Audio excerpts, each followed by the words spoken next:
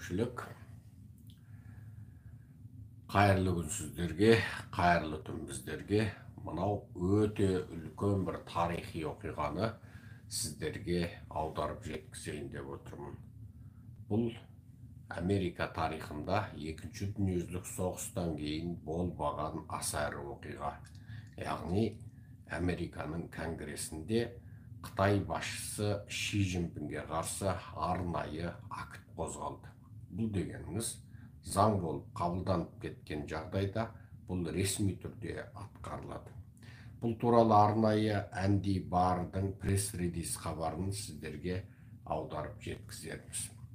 Barr's act passes the US House of Representatives деп аталады. Бұл апрельдің 27-сі 2022 жылғы ақпарат. Бұнда былай айтылады, мен қысқартып қана айтайын. Ресейдің Украинаға шабуылдауынан бұрын және кейін Қытай басшысы Ши Цзиньпиннің осы мәселені Ресейдің шапқыншылығын қолдау туралы арнайы актты ресми түрде мемлекеттік департаментке ұсынды. Хаустан өтті, яғни конгресстен өтіп отыр. Бұл қабылданғаннан кейін 30 күн және қабылданып болғаннан кейін 90 күн ішінде ресми түрде ашық ақпарат беруге міндетті. The alliance between the Chinese Communist Party and the Russian Kremlin is the next axis of the evil that threatens the United States. Қытай Коммунистік партиясы менен Ресей Кремлінің ортасындағы бұл одаққа қатысты бұл аксис және бұл evil, сұмырай, жауыз одақ, бұл біріккен штаттардың, яғни Американың қауіпсіздігіне қауіп төндіреді. And the rules бәсіде international олдыр.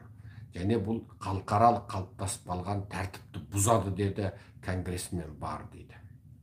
Барр дегенге. Біз бұл туралы толыққанды репортты күтеміз. Ресей мен Қытай ортасындағы ашық және заң жасаушылар ортасында бұл туралы толық репортты күтеміз дейді. Енді мен сіздерге бір нәрсені түсіндіре кетейін. Бұл акт ненден басталды? Себебі Қытай мен Ресей февралдың 4-ші күні жаңағы лимитсіз одақтасу туралы екі жақты бірлескен мәлімдеме таратты. Бұл февралдың 4-і болды. Russia and China released the joint statement following a meeting between Vladimir Putin and Xi Jinping outlining a strategic partnership with no limits дейді. Стратегиялық партнерлық, стратегиялық әріптестік. Бұл жерде no limit, лимитсіз стратегиялық әріптестік дейді, шексіз. Осындай жаңағы қол қойды. Shortly after the invasion, яғни соғысты бастағаннан кейін the Russian oil and the gas giant Gazprom struck a massive deal to export natural gas to China. Соғыс басталғаннан кейін Ресейдің алып газ компаниясы Газпром зор көлемдегі газды Қытайға экспорттауға шешім қабылдады. Енді осыдан ақ бұл акттың қаншалықты деңгейде америкалықтар үшін маңызды екендігін көресіздер. Енді бұл нәрсені мен сіздерге қысқа нұсқа түсіндірейін. Екінші дүниежүзілік соғыстан кейін бұндай бір елдің басшысы туралы акт қабылдау болған жоқ. Ал бұны жаңағы аксис деп бұны заң жобасы ретінде қабылдап, президент қол қойып, бұл заң болып қабылданып кеткен жағдайда Ши Цзиньпин менен Путиннің бұл одағы бейне фашистік Германия мен Италияның және фашистік Жапонияның одағы ретінде қаралады. Және бұл ақпараттардың бәрі ашық жарияланып отыратын болады. Ашық жарияланды деген ақпараттар мейлі батыстың, яғни Американың одақтастары болсын, мейлі натолық одақтастары, не Еуродағы болсын, тағы басқа одақтар, немесе Жапония, Америка, Оңтүстік Корея одағы, немесе Жапония, Америка, Оңтүстік Корея, Индия, Аустралия одағы, немесе Америка, Англия, Канада, Аустралия, Жаңа Зеландиядан құралатын бес көз одағы сияқты бұл одақтар болсын, бұның барлығында бұл ақпаратты ашық жариялап отыру, бұл анығында бірізділікке, яғни Қытай мен Орыстың жаңағы лимитсіз, шексіз одағына қарсы дүние жүзілік үлкен одақты құрудың басы деп айтуға болады. Иә, Қытай мен орыстың жамандығын, әсіресе Қытайдың сұрқиялығын, жауыздығын, мынау 5G технологиясында дара билеушілік жаңағы пиғылы болғандығын, шпиондық бағдарламалар болғандығын, сосын Хуавейдің жаңағы бүкіл Қытайдың әскери саласына қызмет істейтіндігін мынау Американың Трамп кезіндегі мемлекеттік істер бас хатшысы Майк Помпео бүкіл Еуропаны бірінен кейін біріне қыдырып жүріп айтты. Бірақ нәтиже болған жоқ. Неге? Хуавей менен Франция одақтасты. Себебі ол бүкіл Францияның телекоммуникациясына ол қыруар зор пайда әкелгелі отыр. Италия одақтасты. Олар Америкаға сен ашық ақпаратыңды бер дейді. Ал Америкада ол туралы тек жасырын ақпарат бар, жарияланған жоқ. Білесіздер, Маңуанжуды қыспаққа алып отырып, Қытай екі жақты қыспаққа алып отырып, Канададан Америкаға жіберіледі дегенде, ең соңында жіберілмей, Хуавей корпорациясының жоғары лауазымды басшысы Маңуанжу ең соңында Қытайға қайтарылды. Қытайлар оны жеңіспен қарсы алғандай қарсы алды.